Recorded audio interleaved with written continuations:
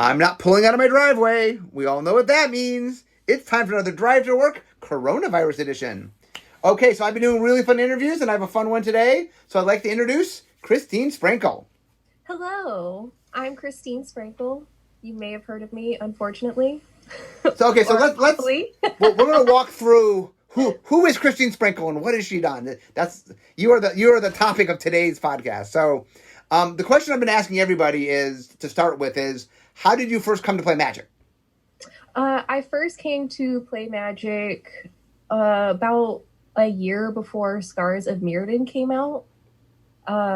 It was just a bunch of extra cards that my friend had, and he helped me throw together a Teysa Orzhov Scion deck, because he pretty much had just a bunch of the original Ravnica set, and it was a hot mess. I didn't understand quite how to use some of like the Orzhov Basilica and all that, but I thought you just tap and go. And yeah, that was a long time. And then I started drafting Scars of Mirrodin, which was really interesting because Mirrodin was just weird to learn a lot of Magic more in-depth in, because it was all of a sudden there's Phyrexian mana and poison, and it was just, I was like, oh, this is very different from the Teysa deck that I had. And then Caw Blade came out, and I was like, this is a terrible game for a second. Oh no, Caw Blade almost drove you from the game. Yeah, because it was just like, oh, now these matches are super long, and but Scars Mirrodin was also the reason I started cosplaying Magic, because in like my second draft ever, I pulled a Elspeth Curiel card, and I fell in love with her. Okay, so if I'm correct, it was at Worlds in San Francisco. Do you know what year it was? 2011. 2011. Okay, so the World Championship is being held in San Francisco. So let's tell this story. What happened in that World? Okay, so my friends who all played Magic, they were extremely excited about Worlds coming to an area near us, and they were like, oh, we're going to go. We got a hotel room, and I was like, oh, okay, this sounds just like, the conventions that I go to, which were like anime and gaming conventions, and I was like, I'm going to make a costume, because that's what I do at conventions. I dress up, and I go for the weekend and have fun, and they were like, you shouldn't do that. That's not exactly what you do here. You just play Magic. Nobody will be dressed up. And I was like, no, it'll be fine. It'll be really fun. It'll be great. And I've never made an armored costume before, but I'm going to make this Elspeth chick, and it's going to be great. And I spent the longest time on that costume. It was such a mess. It was so hard.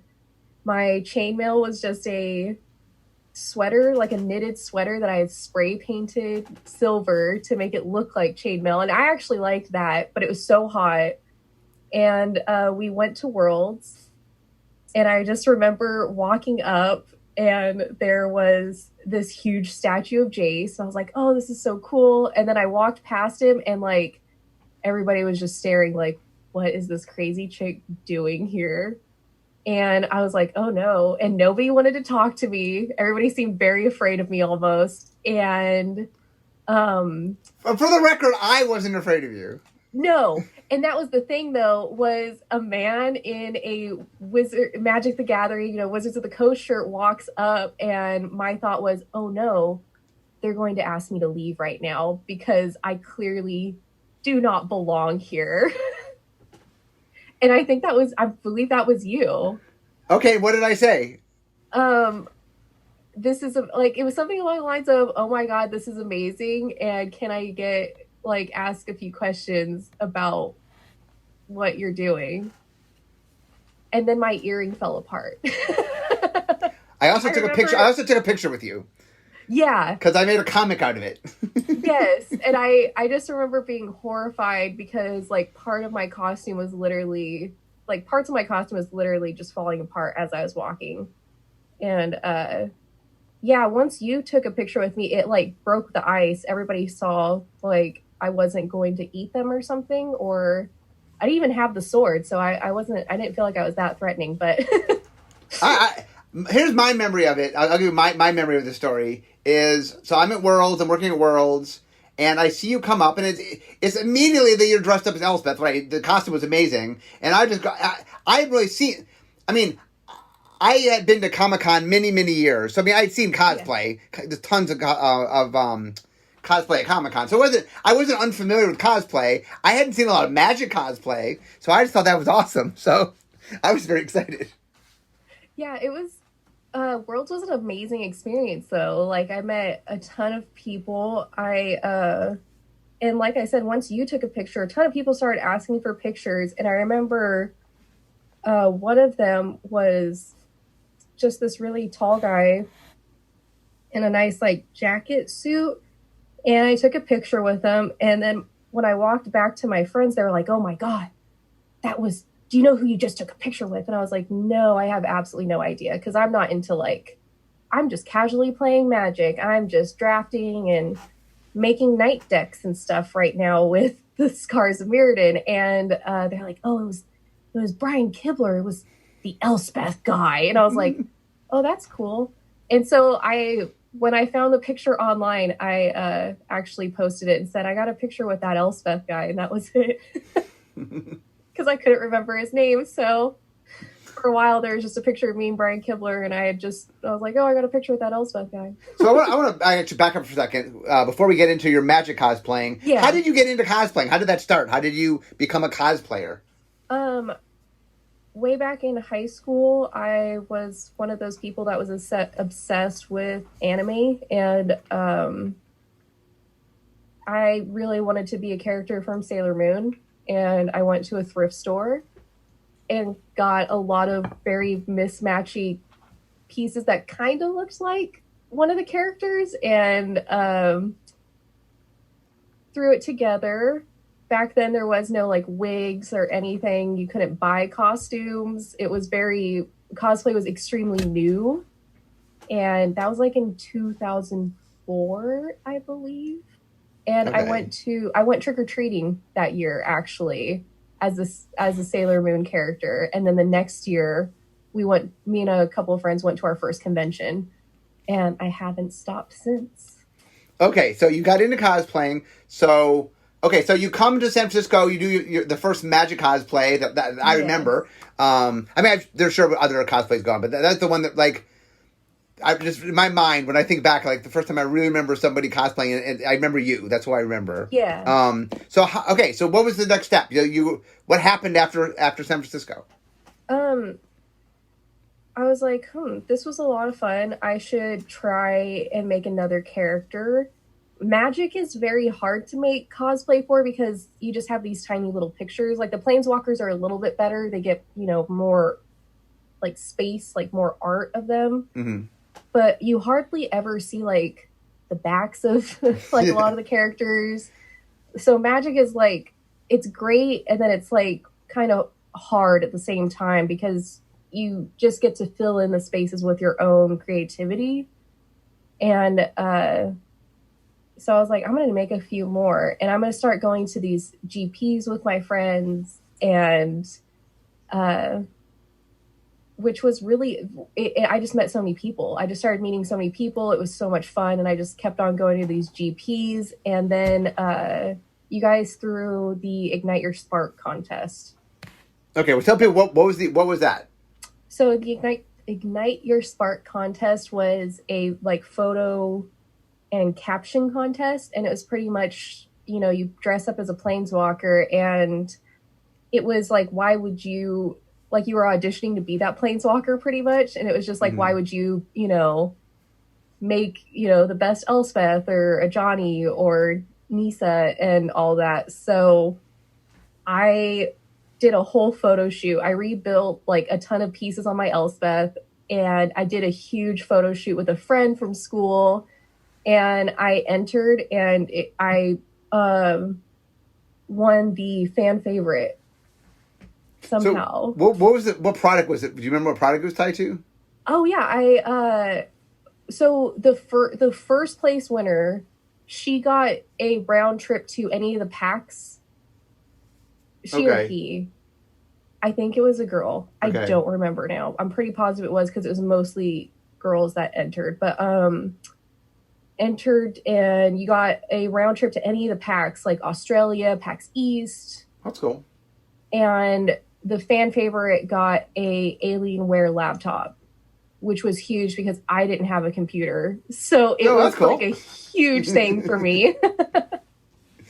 Okay, so what's the gap between you show up at Worlds and Ignite Your Spark? What was the gap between that? 2 years, I think. And so in the meantime, you're just dressing up as different characters and going to GPs mostly, right? Yes. So was everyone a unique character? Did you reuse characters? How are you doing that? Mostly it was like I didn't have a huge array of costumes for Magic at the time, so it was just a lot of Elspeth got a huge track run. She was at the beginning. I wore her pretty much every GP at least one day. And what were other early characters you did? I did Liliana, also her, because soon after that it was her. I just blanked on the name. That was so funny. You're talking Innistrad? Yeah, like Innistrad came out, so her new look came out, and I was like, oh, I like that one. I made that, and then I made Eternal Witness because I used that card a lot for a while, and I just loved the art on that, and I wanted to try and make a more, even though she's not an elf, more elf-looking creature, and then I can't remember which I did a couple more. And I can't remember exactly the timeline because it was just, that was a while ago now. Okay, so let's get back to so Ignite Your Spark, you do the fan favorite. So what's the gap between that and you starting to work with Wizards? Because I know you start doing some stuff with us. Yeah, because soon the first Theros was coming out. And I get a random email from a Wizards of the Coast employee, and they said, would you be interested in going to a pro tour? And I was like, I guess. I'm not, I've never been, and I don't play Magic at that level or anything. They're like, yeah, we would love to have you there as Elspeth. And that one was in Dublin, Ireland. Oh, that's cool. And that was like my first time like over in Europe and stuff. And it was a super long flight. I was so nervous because I wasn't sure if my costumes would make it. If one of my suitcases didn't make it, I was like, what's the point of me being there with no costumes? It was absolutely nerve-wracking. Yeah. So did you play more than just Elspeth? I brought Elspeth. I believe, I think I brought Liliana. I'm not sure if I brought Liliana that one. And who else did I bring? I brought somebody else. Yeah, okay. Let's talk about the event though. So you go to the event. What happens at the event? I go to the event and oh my gosh, that was so cool. The way that pro tours are set up, it's very different. There was just a lot of, I actually had a little schedule of just I had to be here at a certain time. Did different interviews for the broadcast, photo ops with all of the pros, and then just it was just a lot of talking and taking photos and stand here, now stand over here, and then just what's your favorite, Elspeth, what are we gonna expect from you on Theros? And I'm like, I have no idea. I'm going to be a knight and kill things, but I'm killing a Hydra. okay, so let's have so you do the we get you for Theros. That's the first time, and then yes. If I remember correctly, just it comes an endless number of things, right? Yeah, and then it just tumbled from there, which I just never expected. It was just, I was just trying to,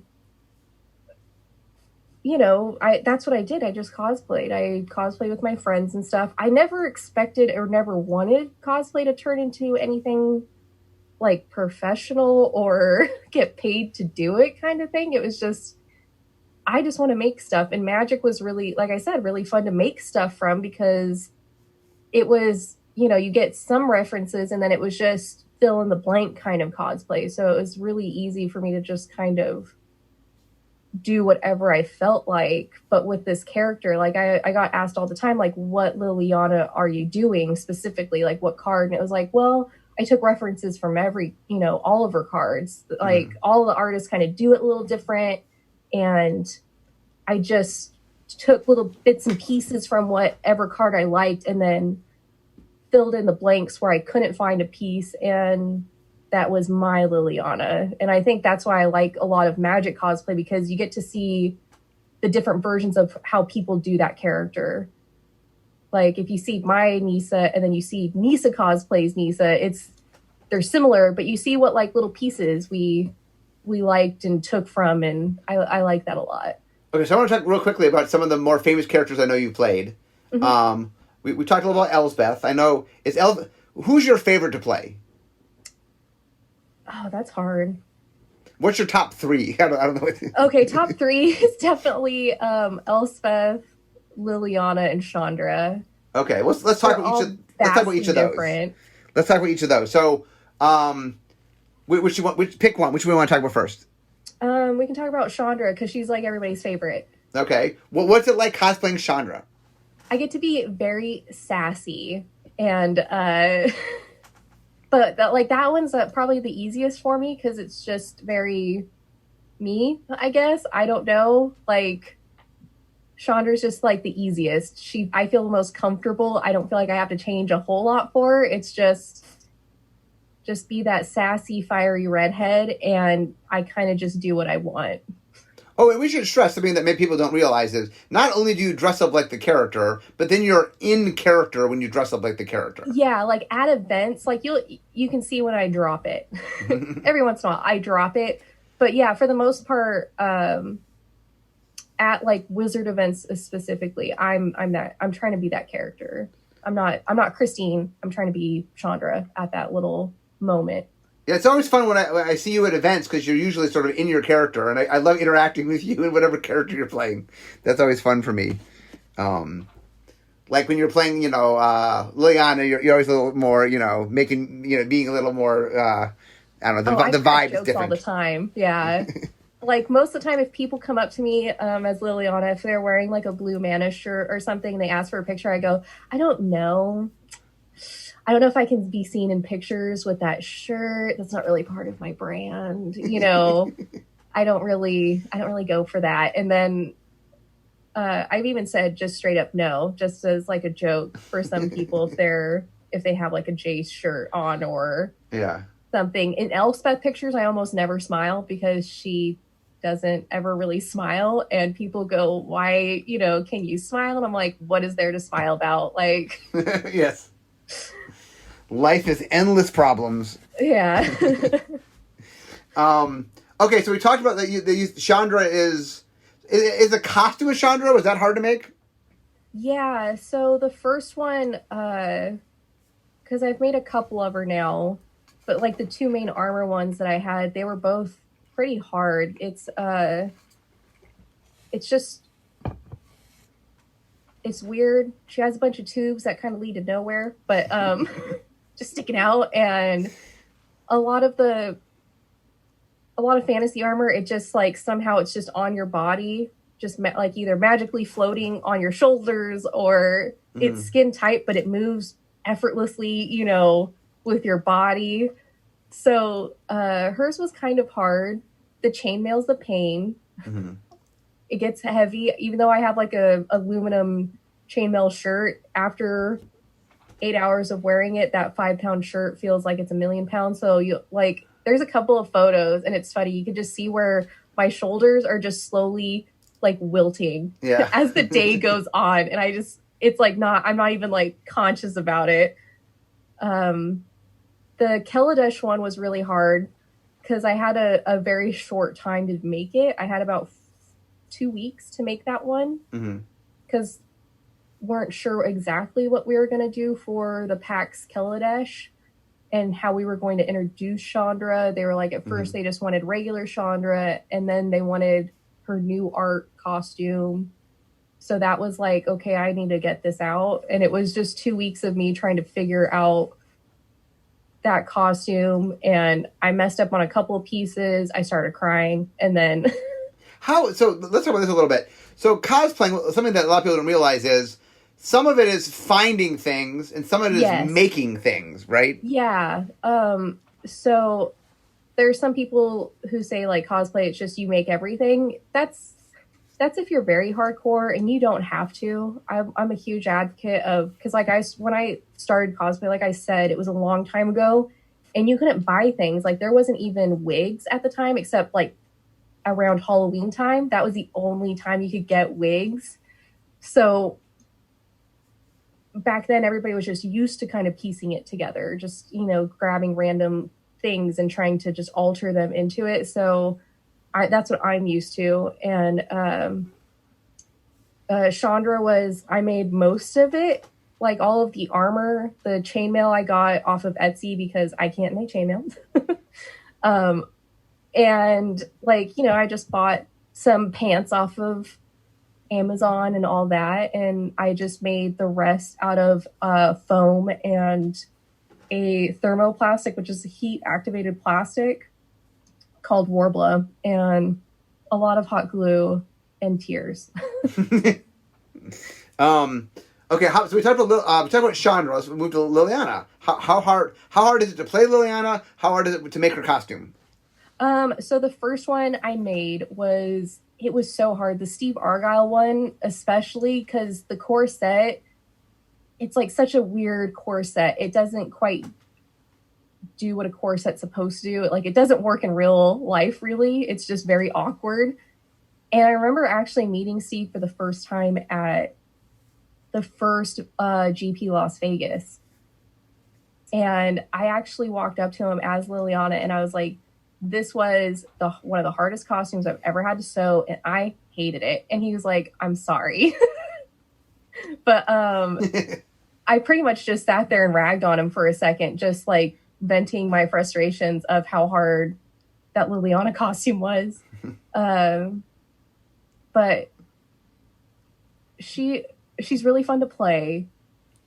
And that's like the one I feel like I can get away with just saying a few, not like mean things, but way, way sassier. I'm pushing the limit of the Wizards Hasbro PG thing as much as possible, just because I feel that's what Liliana would do. She would just try and push her limits as much as possible. She is a boundary pusher. And then what's it like playing Elspeth? Elspeth, that's the one that's the best when I'm tired, because she's so stoic. I feel like that's Elspeth. She's just tired of everything. Like I say, I try to hardly ever smile in that costume because there's like no pictures of her ever smiling. Yeah, I don't know if she smiles. I don't. She's not a very happy character, unfortunately. She's very stoic. I love having a giant sword, and then the giant sword on a stick later on. Mm-hmm. That was like my favorite part, was just having this huge sword to just hold. But she was like, she's just the hottest though. Armor wise, the costume's the hottest. Yes, like just everything with her. She is always the warmest costume I have to wear. But I don't know. I think she's like she's one of my all-time favorites. There's just something special I have with her now. I don't know I can't quite put it into words, but you always remember your first Magic cosplay. Yeah, that kind of thing. She's very special to me. One other one, just because you brought it up, I'm curious, and I've seen you play a bunch of times, is Nissa. What's it like to play Nissa? Nissa's really fun. She's such a polarizing character, especially because like her character was very different there for a while at first, and then she kind of had a reawakening or a redesign pretty much of just how her character interacted with a lot of other, planeswalkers and stuff. Mm-hmm.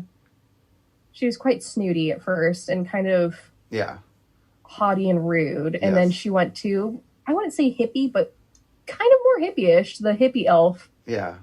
And so she was really, really fun to play because it's just, you just be an elf. And elves are just so, it's relaxing almost. You're just very going with the flow. And one of my coldest costumes, though, I will have to say. And she requires makeup, right? A lot. And and I have because I did the World Waker version mostly. So a lot of body paint and face paint, and then I got the giant sclera contact lenses, they're called, where it covers your entire eye green. And those are intense to put in if you've never, they're like putting in contacts, but like even harder.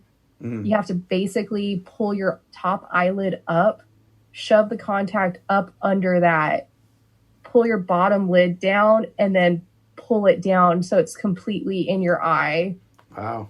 And there's actually like a warning on it to not wear it over like 5 hours, just because your eyes aren't getting as much oxygen. You have to use a lot of eye drops to keep it moisturized. Yeah.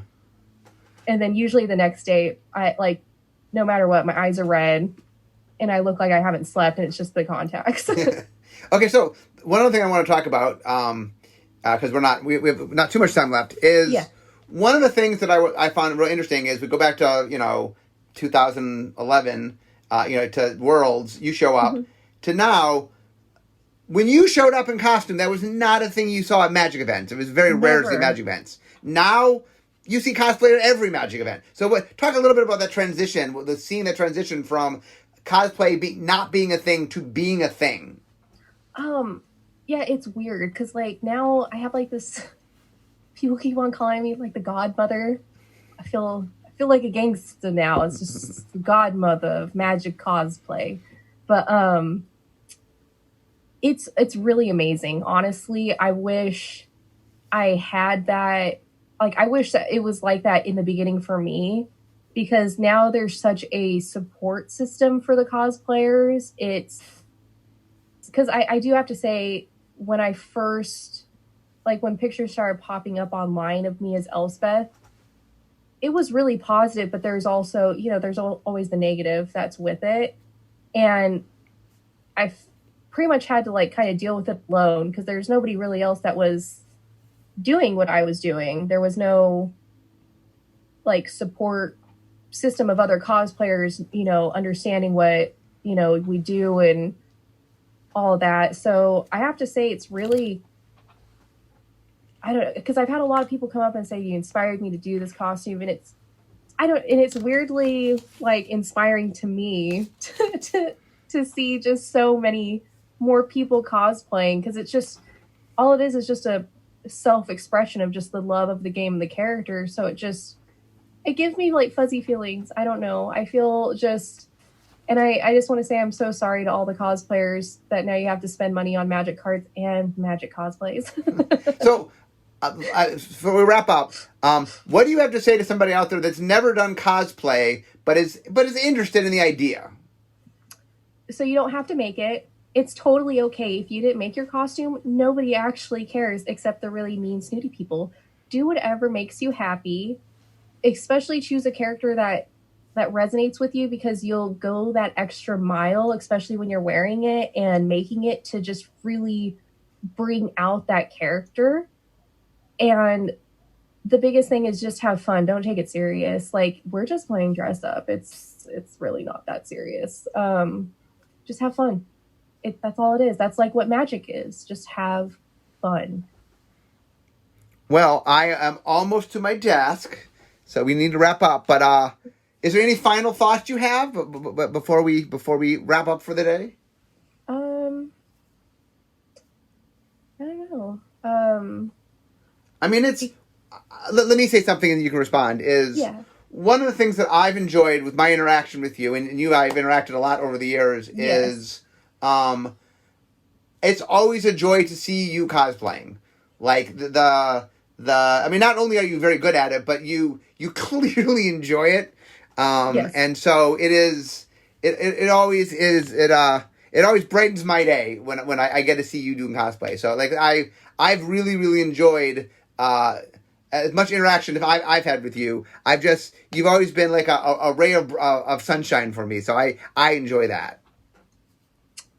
I'm not gonna. Oh, I'm getting all emotional. Oh God. Yeah, honestly, that's the biggest thing. I feel like there's people out there who think I have like some weird ulterior motive of just like, I'm doing cosplay for some weird reason. And it's just, I literally just want to make something or try and make it like these weird fantasy things. I want to just try and make it in real life and then just go and have fun with people. I'm not there for the hardcore magic part. I'm there for the gathering part. And I'm just trying to make that gathering part all the more fun. That's it. And I'm glad like it gets across, like it makes me super happy if like you have no idea. Like that's all I want to do. Like when I have a little kid come up to me, and I've had so many at events come up to me and go, "Oh my God, Liliana, you're my favorite." And just being able to sit there as Liliana and interact with like a little kid or a new player, it sounds so corny, but it is the best feeling ever. It's undescribable. You get this connection like no other. And that's why I do it. I just want to make stuff and do that. Just have fun and make people happy and smile. Okay, well that's a great place to end. That's a great sentiment. And I hope everybody out there who is thinking of like who sort of kind of wants to cosplay but somehow is afraid or feels that it won't be something that can be a positive experience. I'm hoping your podcast today says, go do it. Go dress up. It's fun. No matter enjoy. What size, shape, or color you are, just do it. It's fun. That's all it is. Have fun. So anyway, guys, I'm arriving at my desk, so we have to wrap up the show here. And when I get at my desk, we all know what that means. It means it's the end of my drive to work. So instead of talking magic, it's time for me to be making magic. But I want to thank you, Christine, for being with us. Thank you so much for having me. I really appreciate it. And to all you, I will see you next time. Bye-bye.